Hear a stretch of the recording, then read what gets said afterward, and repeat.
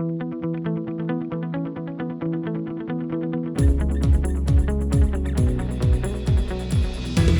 listening to B2B Tech Talk with Ingram Micro, a place to learn about how to grow your business and stay ahead of technological advances before they become mainstream.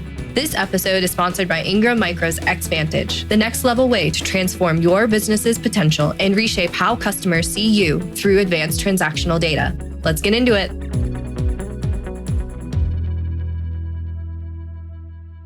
Welcome to B2B Tech Talk with Ingram Micro. I'm your host, Shelby Skrhak, and our guest today is Daniel Stewart, Senior Solutions Center Engineer for Ingram Micro.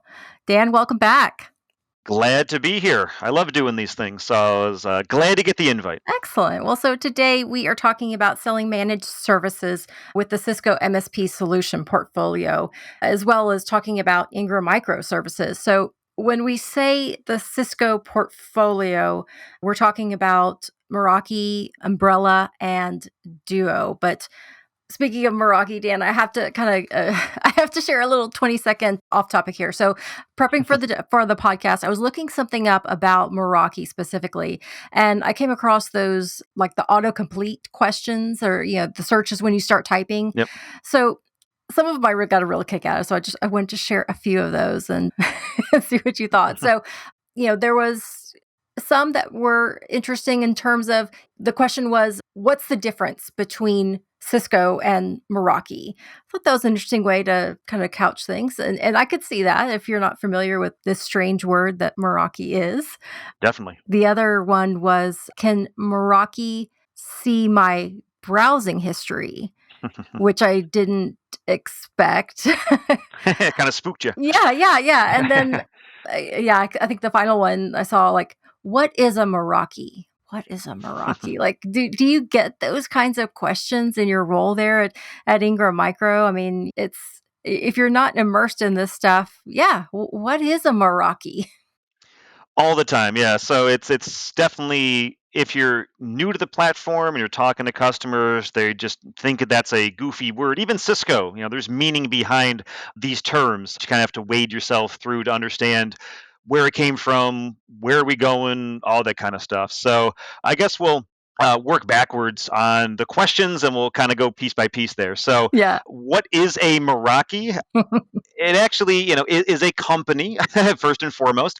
They actually were founded as a California company back in 2006, and they were such a interesting product portfolio they were offering. They actually were acquired by Cisco, big enterprise Cisco company, said, we like what you're selling, and they bought them back in 2012. Ah, okay. So it's been some time that Meraki still is a standalone brand name, even though they're owned by parent company Cisco, because of what they were bringing to the market. Yeah. So then that makes sense from that first question then. What's the difference between Cisco and Meraki? I was thinking, well, it's kind of like Microsoft Windows, but no, it's actually two different things, you're saying. Correct. And it's similar and different at the same time, right? So Cisco is a networking company. That's what their main claim to fame is. They've been over 40 years in the industry, and that's what they're primarily known as, right? Yeah. The infrastructure guys. And what they do well is also seen as more enterprise-esque, right? You got to have Cisco engineers. Yep. They're the big one in the industry, and you got to have all these skills to use their equipment. But times have shifted, right? Where the idea of cloud-enabled everything, what once was innovative and kind of scary, is commonplace nowadays, right? Yeah. So the idea of having a cloud-managed networking platform at once a competitor as Meraki that was innovative, and Cisco said, hey, I see that as a future business model.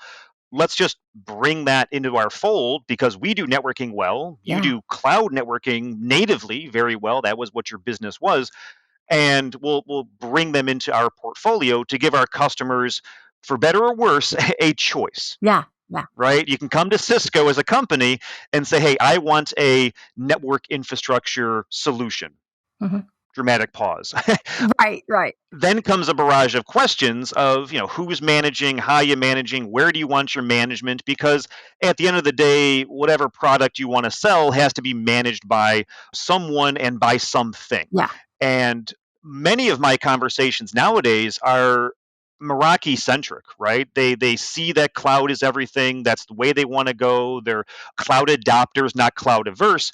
And the Meraki brand and portfolio lends their decision making very well to saying, yeah, that's the management screen I want to go and use every day and have familiarity with and make a conscious decision that that's how my business is going to be running is on this cloud platform Right. Right. owned by Cisco now. Cloud everything. It is cloud everything. And your browser, is going to the internet. That was one of your questions. Yeah, yeah. Can you see your browsing history? Not to be scary, but a little yes, a little no. So it's not going to, do any type of key logging and know everywhere you're going across the big bad internet. Right. But if you are on a Meraki network, Meraki access point, traversing through their firewalls and gateways, one of the powerful things with their portal is easily seeing application usage, right? Is my client base on my network using Microsoft 365? Are they going to ESPN? Are they using Apple Music? Are they on an Apple device? Yeah. Where are they going? How are they using my environment? And it will provide that context. It'll show the applications that are being used and the sites to a very minor thing, but a Sure. very general broadcast of say they're using ESPN or they're going to sporting sites and they're categorize it properly so you can make business decisions on, okay, I want to promote business relevant traffic, I want to demote business irrelevant traffic, or provide the rules and policies to maintain and manage my network. Because if you have to see it, you can manage to it. And that's the power of a cloud dashboard that is intuitive to help those decisions in a quick manner. That was a very diplomatic term. Business irrelevant sites. Yes, that's right. Not the no-nos, not the time wasters. Not the bad sites. Yeah, I got the business irrelevance. Yes, yeah, I like that. I like that. All right, so the Cisco MSP solution portfolio. Why are we talking about Meraki, Umbrella, and Duo for managed service providers? I mean, what do they do for a reseller that's looking to build their managed services business? I think we, kind of covered some of the reasoning in that term when we looked at Meraki. Yeah. Cloud native, right? It's the ability, if you look at Meraki, cloud native network infrastructure, Umbrella, cloud native internet security, Duo, a cloud native dashboard for multi factor. And by having a cloud managed entity, your ability to spin up services requires little to no investment on your side, right? I don't have to install hardware, install software, manage and maintain these products as I would if it was in like a traditional on premise or what we say now, a private data center entity that I have to maintain and power and control. Now I just get to do and use a subscription mechanism, Yeah. right? I get to subscribe to this cloud portal, and by my subscription, I get to have access to its tools and resources. And like anything we do in our personal lives, a subscription is a recurring revenue stream for those of the products we are subscribing to, right? So if you look at the idea of what a value of an MSP provides, is the ability for a predictive recurring revenue stream, right? You want to move beyond a point sale, Yep. right? I sell you a product, I sell you this piece of hardware or piece of software, and then I won't see you for another 3 to 5 years until you have to refresh or renew that piece of software, assuming you used it in the first place. Right. And you found value in that, right? I Right. have very minimal touch with that. And I'm on to the next sale and the next sale, and hope my portfolio and my pipeline stays healthy. Yeah. Yeah. But if we look at a services offering and we want to become a services type seller, now we have the ability to go to our end customers and say, hey, I want to sell you a service. What can I do for you? How can I solve your problems? And when we sell them a outcome based story, we can say, great, can you manage that yourself if I threw all these products on top of you? Because what you want to achieve requires, these 5, 10, 20 type products to do it properly.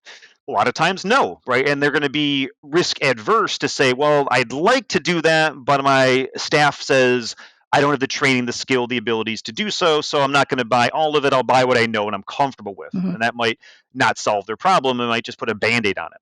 So if you can sell them a service and you get them to understand that it will do what we promise it's going to do. And essentially, you have them trust you as a service provider and say, yeah, Right. don't worry what's behind the scenes. What we're going to sell you is this monthly cost thing, and it's going to do it and solve your problems. Leave it to us, and we'll make sure your business is humming along, and come to us if you have any challenges. Write the check, and now I know that I have them for a 3-year term, ideally longer, all the better. Yeah. And then we can do a refresh down the path. Behind the scenes, I want to have access to the tools and resources that make my job easier. And if they're cloud based, that's easier for me as a provider to not have to, again, invest, CapEx or dollars on my front to build up these products and say, well, they don't need to know how I'm managing my system. They don't need to know how easy my job is. Right, right. I'm just telling them that I'm doing them a service, and all the better. And Meraki, Umbrella, Duo, their interfaces, their ability to be native cloud from the beginning is a very healthy way to go about starting, by all means, not ending that services delivery. Yeah, yeah. You mentioned outcome based. And I think that's an important point there that the reseller is not coming to their customer with, let me tell you about a Meraki, about an umbrella. It's what problems are you facing and what do you need solved? Exactly. I think maybe it's maybe not as known about Umbrella and Duo. You mentioned quickly what they do, but could you just expand a little bit on Umbrella? Because I think maybe there's a perception that Cisco isn't really this type of security. Yeah, that's a great point. We actually were at a partner facing event where we were talking about MSP, and some of the feedback was that Cisco wasn't viewed as a security focused company. And when we started peeling back the question and asking them, well, what do you do for your security services? And they started listing off, a multi vendor approach, which can be fine. We said, oh, Cisco has that. Cisco has that. Cisco has that, and they just didn't understand the line card because they thought of them as an IT infrastructure company, Right. the Meraki side of the house. And I like to joke with about Cisco that as innovators as they are, and they put a lot into their research and development, if you can't beat them, you buy them, right? So they bought Meraki. Yeah. They brought that in their line card. They didn't home grow a cloud platform. They said, "Hey, you got a product. Let's weave it in." Yeah. Umbrella was actually an acquisition by Cisco. OpenDNS was what it was called in its prior days. The Cisco said, "Hey, you have a captive product that is cloud managed to safeguard anybody from the big bad internet. Hmm. We want to leverage your capabilities and we'll bring it into our portfolio." And the naming convention here actually does make a little more sense than the abstract Meraki idea, is that umbrella is just that. It's a shield or an umbrella for you and your sites and devices and users and things from, well, the big bad internet, Yeah. right? Yeah. It's, you don't want to go to badsite.com or fraudulentsite.com, or as you go off the corporate campuses to your house Hmm. and Starbucks, or this whole hybrid work idea where you can work from anywhere. And how do you secure that, Yeah. right? And most things we do on our laptops and cell phones are not apps on our device, they're apps that connect to a service that lives in the big bad internet, right? And how do we make sure that those applications and the data and what we send is going to be secured? So the easiest way to kind of describe Umbrella is kind of an internet off ramp, Yeah. right? Instead of going to directly to site.com with no safeguards off of your cell phone to public Wi-Fi to, inside of a restaurant, you just hope it gets the right content back. It takes a detour to Umbrella's cloud service and says, hey, I'm going to scan if that website is malicious or not.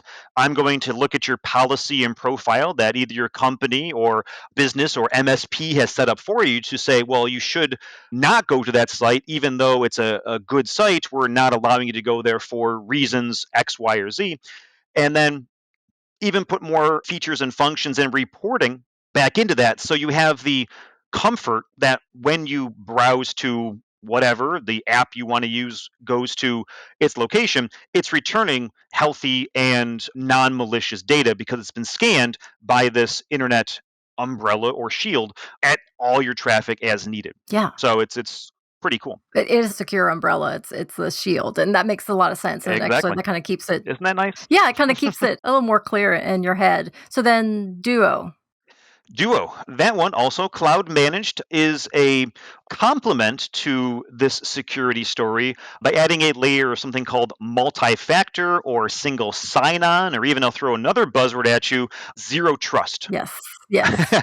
Where we want to never trust anybody or anything and always verify, Mhm. right?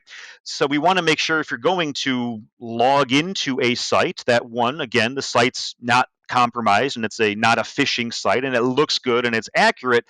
But even, we are creatures of habit and we save our passwords in our browsers and we, just get comfortable with going to things and saving it so our human element is met with as least resistance as possible. Yeah. We're the most susceptible to being, you know, fraudulent. So social phishing campaigns are the easiest way to get into any type of material, right? So Yep. if I go beyond a basic password, we want to make sure that you can prove who you are based on the thing you own. And Duo is a mechanism or an application you would put onto typically your cell phone. And it's a app that says, hey, I'm logging into this site. You'll get a notification on your cell phone that you've registered with your site to prove that you are who you say you are. Please authenticate yourself with a password and then authenticate yourself with this push notification as one option inside your Duo app on your cell phone. And now it says, great, you've logged in. That's one check. Two, you have a cell phone with this application. That's a third check. And a lot of times now you'll say, yes, that's me, but also have to authenticate on your phone with like your fingerprint, like a biometric, to not only acknowledge it on your phone, but then prove you are still the person that put the phone's passcode in the first place. Yeah. So it's making sure that we allow you into the places we allow you to go to, and it proves who you are on the thing you own in, again, that zero trust type security mindset. So Duo, two-factor authentication, but now it's more than two-factor. Oh, yeah. Does it become trio or quadro? It Right. can become many layers if you want. Yeah, quad. So, but at least two is the idea to get yourself beyond Mhm. what we can do, like all those CAPTCHA things, right? Can you find the traffic lights? The new paradigm of AI is allowing Yeah, it to spoof, human elements, but it's harder to spoof fingerprints and cell phones and multi layers of this security to get to the thing you want. We have to be smarter than the machines as best we can. So. exactly. Well, so for the MSP solution portfolio from Cisco, what size business are we talking about for these types of solutions? It can really be any size business, small, medium, large, anybody who finds value in not having to employ IT resources and they'd rather find the value in subscribing to IT resources somewhere else, right? So mainly we see this in our focus is small to mid-sized customers. That's who we in our distribution area primarily deal with. So a lot of the end customers that they also talk to are found with smaller IT staffs, Mhm. right? They would find themselves that they know what they know, but to get them trained and certified and able to scale their business practice would take either acquiring new people, which costs money, or training, which takes time, Yeah, to say, well, I'd rather have someone else do that for me. So I'm going to subscribe to their package offering. And I can say, yeah, for those dollars, I can now broaden my reach with the products and solutions that solve my problem. Back to that whole structure again, that it's the small end customers, the medium sized end customers that say, yeah, I can't grow as fast as I want. I don't have that scale as fast as I need to. I want to put those abilities into areas that I trust, and that would be our MSP providers to do that for them, and they offer those services to do so. And Meraki, great. Umbrella, great. Duo, great. That's just a tip of the iceberg of what's out there. And you can kind of see the theme has been a little bit on the security side. There's actually a term for that, MSSP, Managed Security Services Providers, because there's, everything we do now has a security flair on top of it. sure. We can't get away from that idea. So having provider, have that skill and ability to help with the security side of the house really helps broaden their reach into customers that they wouldn't have thought of before. That's true. That's true. Well, hearing the SMBs are largely the ones you're talking to, that is interesting because we kind of said at the beginning, you think of Cisco, you think of networking, but you think of enterprise, like the big guys. So Right. could we be talking about, for a reseller that is thinking about their customers, could it be somebody as small as a customer with a staff of one IT person? Oh yeah, that's in Meraki's playbook, 101, right? They catered to those lean or small IT staff to say I typically see those companies with one IT person who just happened to say they were good with computers and they wear all the technical hats, right? Yeah, exactly. They're the networking guy, they're the security guy, they're the PC repair guy, they're the power guy. They just became the smart guy in the building, and they have to know a little about a lot. And we know how complex some of these things can get to do it and fine tune it where you want it to be. At some point, they're going to throw their hands up and say, "Yeah, I'm okay, but hey, we got gaps here, we got gaps there. I want to grow this." And then the requests start flooding in. They're like, I can't do this. You got to hire more people, and budget's what they are. They're going to say, figure it out. Or, we can say, hey, I align myself with these providers. They do great by selling me the stuff. Hey, maybe they can transition into a services business and now they can support me in a different way. And now we can have level one support with that IT guy who can do a few troubleshooting things, plug this in, do this, try this. Oh, hey, we got to elevate this to level two. Who's level two now?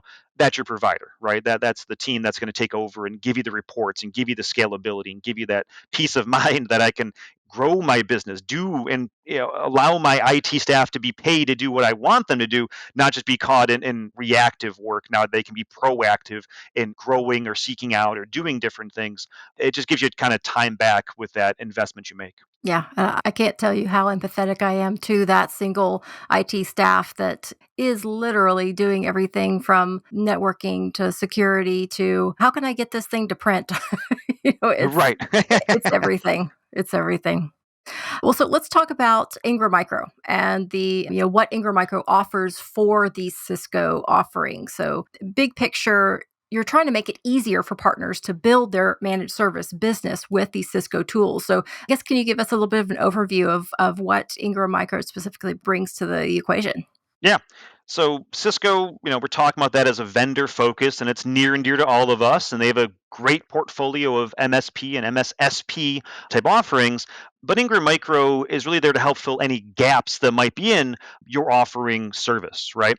So one of the big things that we talk with customers on is the ability to provide financing, right? Hey, I don't have the dollars at spend to build up this army of resources or services or tools. So Ingram Micro can help become the ability to finance those products and services and tools and help you build out what is your billing program going to be, right? Taking a lot of these products that are purchased as yearly term based options that you have to invest 3 years or 5 years worth of software up front that you have to turn around and then say, well, I need to bill them monthly. Right, how do you do that? Do you have a program to do that, or can Ingram Micro provide that ability to help you transact yearly term-based cost into monthly-based billing? That's a huge piece of getting the equipment, billing the equipment, making sure we're doing that with you. And Ingram Micro, our finance services are top tier to get almost anything anyone's ever asked for completed, done, and into that new mindset. Yeah. So Ingram financing is for the win. The other area when we talk services goes beyond just products, right? So that's one element, and that's great, but also things like professional services. Ingram Micro has a whole professional and integration services team. It's growing, in fact, where we find the ability to have our offices, our staff, Ingram Micro badged, be representative of our reseller partners. We can wear your logo, we can wear your shirt, or we can be overt and saying, hey, we are Ingram Micro, worldwide distribution Right. Big name. entity. We want to come to your site with our Ingram badge. We're open either way you want to do it, how you want to promote your business, but we can do the installation services. We can do and help with the rip replace of old product. We can do on site support. Assessments are a big piece of the puzzle, right? How do you know what to buy before you assess your environment? Wireless site surveys are a huge business that you have to have tools and trained resources to scope out. Hey, you want to redo wireless for your campus or your school district or whatever it may be? Great. How do you know what to purchase, where to put the access points, how many to deploy, what your scalability is going to be? All these great questions. We have a assessment team to help you do that. Security assessments, since we're on a security mindset, right? Are we, making sure you have understood all the gaps in your portfolio? Are you in a retail business that have different compliancy like PCI Yeah, or healthcare with HIPAA compliancy that you have to maintain? Where can we help fulfill those gaps by those types of services? So Ingram Micro is able to provide that for a fee to our partners who can then provide a larger fee to their customer, make the money off of our investment into our team and our people to broaden that as a all-in-one service, right? Product and people to go along with that. So that's a huge piece of a services story. that is. But the last thing I'll say is, cover your ears if you're Cisco. Ingram Micro is more than just Cisco, right? We provide complementary products to complete that full solution outcome. That, dare we say, Cisco's portfolio may not have everything, right? And even things that go like power, cabling, Yeah.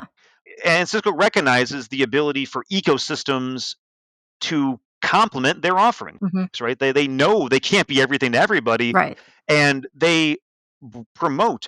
They have different marketplaces. There's actually a thing called Meraki's Marketplace where they have a slew of almost 300 vendor products from out in the wild that have been tested and vetted to work with Meraki infrastructure to help deliver an outcome Oh, that's interesting. that is not part of Meraki's, IT portfolio. Sure. They want to add these different solutions and they have a whole marketplace to do that. And Ingram Micro can help connect those dots on the products that we resell from that marketplace. Yeah, that's interesting. Yeah. And then something we've talked about a lot on the podcast, but the BTC, Business Transformation Center, how does that come into this? Yeah, that's a great point because, as a arm of Ingram Micro, a lot of it is in the selling mechanism, Hmm. but for partners who want to become an MSP or see that there's products and portfolios that they want to go and resell more of, we provide a learning environment, right? So the BTC is all about trainings, demonstrations, enablements on these. My focus is Cisco solutions. So my bread and butter is the Meraki portfolio, full stack, enterprise networking, route switch, wireless, all that kind of good stuff. IoT is under my head as well, but I have other associates that focus on the security track because that's a massive portfolio. We had to dedicate time and training there, and collaboration and data center. We have associates that focus on that. So our job is to help really provide services and those demonstrations and using our lab so partners and customers don't have to invest their own money to build out their labs to learn the products, learn the services, learn how these things are deployed. They can tap into our campus. And we have a physical offering here in our Buffalo, New York area. We're working on Yeah, it's literally a lab. It's literally, everything in there that you can touch and feel and and play with and get familiar with. Yeah, I love it because it's a non-production environment, Mhm. so I get to have all the time to break something and fix it, and Right. no one's mad, right? I only get to make a few people mad, not everybody mad. Exactly. So Exactly. but yeah, our Buffalo campus has our physical lab. We have different centers of excellence we're developing across the country and dare we say the world. Ingram Micro is global. And we're also talking about things like virtual business transformation centers where we can make these things available in different capacities beyond just our different campuses. So a lot of cool things happening in those Yeah, fronts. definitely. All right. Well, so as we do start to wrap up our episode, so typically we always ask our guests, where do you see technology going in the next year? You've answered this many times. So we'll ask, what can we expect from Cisco or Ingram Micro in the next year? I guess what's coming down the pike? Yeah, that's we're on NDA here, so I can't spill all the beans. Yeah, yeah. But a lot of cool things are in the works. The thing I have to be saying is our Xvantage portal. Ingram Micro's all in with our new customer facing and vendor facing website. Mhm. Got a huge refresh overhaul. I know we've done podcasts and different adventures on our Xvantage area, but that's going to continue to evolve, grow, and mature and allow us to interface with our customers and our vendors more than we ever have in the past by taking on that methodology of this unified tool and resource that's easy to be monitored and reported. It's going to be, I think, transformative is the word there Yeah. for what that tool is going to do for us. And in my neck of the woods, one of the things that we're looking to do is make it easier to engage with our resources, right? So we like to promote our transformation center and our services teams through podcasts like this, but how do we really connect with us? And that's going to be adding into our Xvantage portal through things like on-demand bookings, right? I want to get a demo done, or I want to talk to this team. Is it a phone menu? Where do I go? It's a big company. We're trying to make that more easily found by saying, hey, I want to book this resource to do this thing. Okay, here's our bookings tool, and schedule a time that's working for everybody in always on demand way. So that's going to be a huge way to connect with your technical BTC team and amongst others much easier across the board. And then in my neck of the woods, I would say that we have some cool things coming down when it comes to trainings and enablements. We're working into Disty led Meraki. I can't say CM&A trainings, but it's what they are. We're calling them Meraki 360 programs, where we're hosting the ability to get Meraki CM&A trained from distribution, and Ingram Micro's helping on that front, and I'll be leading those with some of my counterparts to our partner base to go down that path. We're doing some IoT boot camps, other environments that are going to be boot camp ready to get partners trained and enabled and certified on different areas. And then probably one of the biggest growth areas I see is our care team, customer experience team, the idea of product adoption, right? So we want to make sure that once we sell that platform, it's going to be adopted and utilized, and all the features are turned on. That team is starting very targeted, but we're a part of that from our point of view, and we're going to see that really blossom and grow over the coming years of saying, great, Ingram Micro distribution, we sell you things, but we now can help you enable and turn on those features and utilize the services and follow up and really stay connected to our customers, to our end customers through our VAR partners as a journey to say, yeah, they want to use the product, they love the product, and ideally they want to renew and keep buying it so we can keep, again, that revenue stream going, whether you're an MSP or not. Taking the product out of the box and using it, it's a big step Yeah. to making sure you buy more of it. Right, right. So we're making a very concerted effort to do that with our care and CX team. Got it. Got it. We have talked about a lot today, but if listeners have any questions about what we talked about or want to find out more, how do they reach out? Best way I'd say is our Xvantage website. We have a BTC homepage. Again, we're looking at the bookings tool to be on there as well to connect with a technical advisor. If you can't find us through there, our email address is btc@ingrammicro.com. Easiest way to get hold of any of our engineers that we can talk about a solution with you. Excellent. Well, Dan, a pleasure as always. Thank you so much for joining me. Glad to be here, and I look forward to more to come. And thank you, listeners, for tuning in and subscribing to B2B Tech Talk with Ingram Micro.